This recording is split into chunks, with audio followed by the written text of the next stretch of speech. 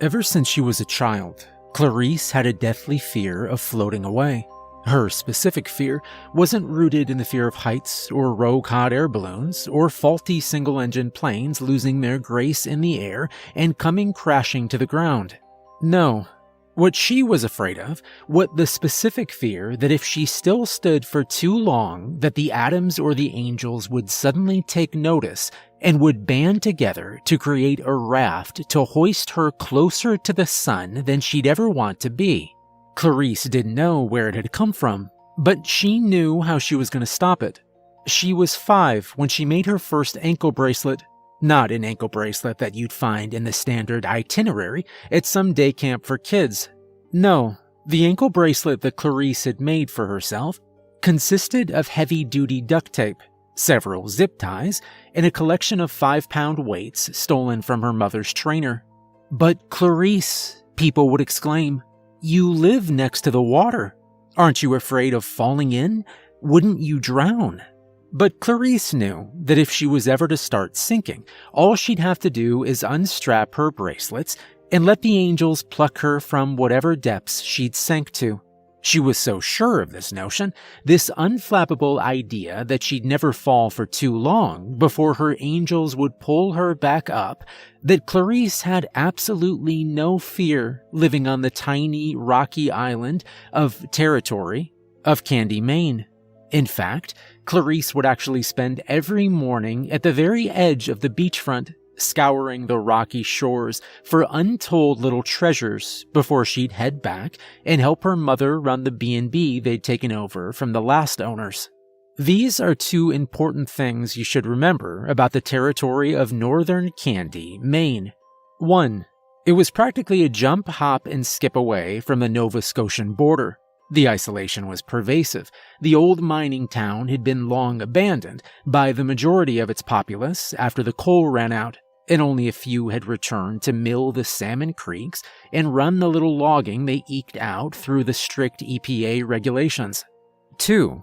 People visited, sure. It was a beautiful area, with untouched spruce fir forest that spanned for miles. But no one new had moved to the island in over 30 years. The citizens who lived there did because they had been born and raised in the wilderness of Candy. So, when Clarice's mother, still bleeding from the birth and clutching the squalling, shrieking newborn, showed up on the doorstep of the local doomsday prepper in the middle of the worst storm they'd had since the bastard of 53, without any jacket, or even any indication of how she'd gotten there, it was highly unusual. Extremely, incredibly unusual. The fog hung heavy over the beach this morning. Clarice had been out collecting seashells for the past several hours, and she'd been the first to witness the shades of blue softly fade from the sharpened flint to the milky hue that stretched out over the island. One more seashell. The B&B was falling into significant disrepair, even with all the manpower her and her mother had been putting into it recently. And Clarice could just picture the list her mother would have waiting for her, even if it was her 18th birthday. And even though the B&B was just steps down the beach, Clarice could see it now even through the dense fog. The 10-pound weight she had strapped to her ankles always doubled, tripled the time it took her to get anywhere. Clarice bent down to collect the pretty seashell. It was drifting in the low tide, and the salt made it capture the hazy light like crystals. It drifted out further. Clarice put a gentle step into the frothing tide, the water lapping at the weights and at the hem of her tan corduroy pants. But the shell was pulled out further. Frowning, Clarice took another step in, and then another, and then another. The weights hit the sandbar and sank in. Before Clarice could realize what was happening, it was the same sandbar that she'd been dared to swim out to back when she was still little and only strapping 5 pounds to each foot. She could still remember how terrified she was, feeling the collective power of the group of taunting kids swelling like an undercurrent and dragging her down under. It had been fine, though, after all. She was a strong swimmer, and while the sandbar was far out, she was able to make it there without any issues. Which is where she stood watching now, as the pretty pink and white seashell was pulled out farther, as the tide continued to recede, and as the realization hit her like an incoming train just as the siren started to wail. The swinging door bounced back hard into Clarice's face. "Mother!" she screamed, clutching her nose. Blood was pouring down her face, mixing with the bubbles of snot and tears. The front door opened onto a tiled foyer, which acted as the house's central point. The kitchen branched off in one direction, the living room and dining room another, and with the sunroom and bedrooms in the back. Everything was decorated in shades of white, black, and robin's egg blue, which lit up beautifully underneath the skylight that stretched across. But the sun was gone now, the sunroof only showing the rumblings of dark clouds pressing ominously close to shore. "Mother, where are you?" Clarice said again, rushing into the kitchen. She quickly slung a large canvas tote over her shoulder, emblazoned with the word Gemini. She started throwing cans of food into her bag. The setup of the house was quaint, its layout reminiscent of grandmother's cottage, filled with hidden treasures and bowls of healing crystals. The siren shrieked again, the sound resounding thickly through the smog. Clarice's heart jumped, and so did the footsteps of thousands of others as the town began to spill into the street. It was a fear they all shared, but dared not speak of, for risk of waking the sleeping giant. A giant wave. A frickin' tsunami. She'd heard the recent warnings and reports, sure. Her hometown teacher at the nearby Candy High School had played the CNN news report for them, reviewing the island's safety training in case of emergencies. There'd been a level 5 earthquake off the coast of Spain, but still, the last time this area had a tsunami was almost 18 years ago, around the time of her birth. Even then, it had been completely unexpected, giving the populace no time to escape and wiping out the entire area of Clarice's birthplace. Everyone had been killed, except Clarice and her mother. She was the only one who'd gotten enough of a head start to be able to outrun the wave. But the territory of Candy has had hurricanes before. Sure, monsoons had swept through here, pretty horrible ones a few years back. Earlier this year, they'd even had a damn wind tornado. A wind tornado sweep through. That particular storm had raged for almost 72 hours, flooding the streets and causing significant damage to the church and primary school. It was after that the town council had implemented the siren system, low blast for hurricanes, high blast for severe storms, and a shrieking whistle for everything else. Clarice winced as the siren let out another shriek. They needed to go now if they wanted to get on the ferry to safety. "Mother, where are you?" Clarice, with her tote full of canned goods, stumbled into the living room to find her mother, sitting genially at the table. "Mother, what are you doing? Didn't you hear the siren?" "Oh, I heard it." "Well, what are you waiting for? Get the emergency kit and get ready to leave." Her mother's calmness was unnerving. Clarice's hysteria, on the other hand, was flaying her nerves one siren blast at a time. "We have to warn everyone. Where are Richard and Thomas?" A gay couple from New Mexico had been staying with them for the week. Being distinctly landlocked, Clarice figured that they wouldn't have the slightest clue in what to do in case of a tsunami emergency. They didn't go over that during the B&B check-in orientation. Her mother didn't even look up. There was something nestled in her hands, and her attention was fixed on it. "In the back." She was referring to the bedrooms in the back of the B&B. Clarice and her mother had it set up, with the bedrooms being an almost completely functional unit by themselves. They'd added a little working kitchen, complete with a brick outdoor pizza oven, a bathroom, and its own entrance that opened into the backyard, which had a direct road to the rest of the town. Clarice tore back, her tote smashing into the pictures on the walls and causing them to fall in her haste, only to find that the bedrooms were empty.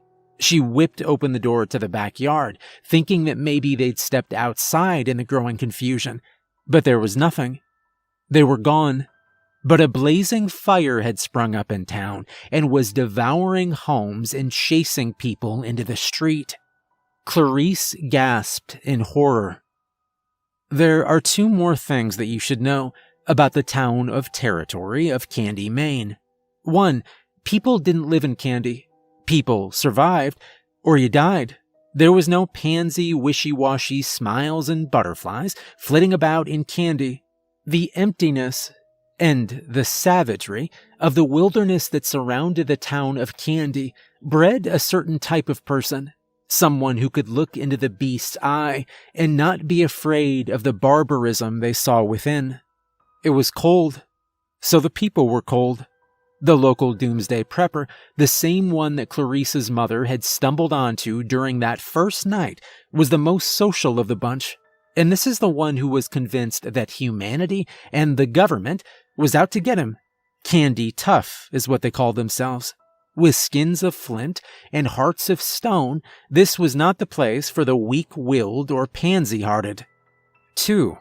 So it wouldn't surprise anyone that the thing that Candy was best known for, besides their surprisingly good maple syrup, was the 30-foot-tall wall that surrounded the main town. It had been around for as long as Clarice could remember, and one of her favorite childhood memories was walking along the edge and checking for weak spots with a doomsday prepper. He'd never talked much, especially not to a rambunctious 8-year-old who liked to do tag-along, but Clarice never minded. He would tell her about the JFK assassination and the United States' role in the Colombian drug wars, and how entire cities could be boarded up and the entire populace disappearing in black CIA vans. One thing he never told her, however, was why the walls were built. Sure, he alluded to the government in tinfoil hats and that they're always watching, but he never said specifically why and who had built them. She also never got a straight answer on why the giant hairpin lock, the one that kept the giant swinging doors closed and kept the city of Candy firmly ensconced in the giant concrete walls, was on the outside of the walls. It was a rainy night, much like the one that Clarice's mother had arrived to the island in, when she asked him once, and only once, about the lock. It was right then and there that he shoved her unceremoniously from the ramshackle shed on the edge of Candy and out into the cold, which was really too bad, because he was her only friend growing up. If the adults of Candy were deemed cruel and jaded, then their children were 10 times worse. Without the restraint and civility instilled in them by society, the children swarmed her, attracted by her differentness. Like a pack, they moved together to take down the weakest. Clarice the Beast was her nickname growing up. They taunted her daily, saying that she was going to transform at the first full moon and eat everyone. That she had another thing trapped inside her, and that all she needed was a little smacking around to let it out.